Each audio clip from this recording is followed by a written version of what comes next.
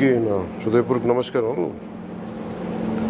ఈ ప్లాంట్ సంస్థ నుంచి కురు అమర్నాథ్ గారు, దివ్యాంజలి గారు ఈ పర్యావరణానికి సంబంధించి సహాయపడేలాగా ఈ ఆగస్టు 15 దినోత్సవానికి జెండాలు ఇలాంటివి వాడుతూ ఉంటారు, పెట్టుకుంటూ ఉంటారు. కానీ ఇవి ప్రత్యేకించి పర్యావరణాన్ని దృష్టిలో పెట్టుకొని ప్లాస్టిక్ కాకుండా పర్యావరణాన్ని దృష్టిలో పెట్టుకొని దీంట్లో కొన్ని సీడ్స్ వేసి మరి పంచుతూ ఉన్నారు. ఇలాంటి వారి ఉత్పత్తులన్నీ కూడా పర్యావరణానికి ఉపయోగపడేలా ఉన్నాయి. వారికి నా బెస్ట్ విషెస్ తెలియజేస్తుంది. అలాగే వినాయక చవితికి కూడా ఈ మట్టి విగ్రహం వాడటం కూడా వారికి నా అభినందనలు తెలియజేస్తా ఉన్నాను.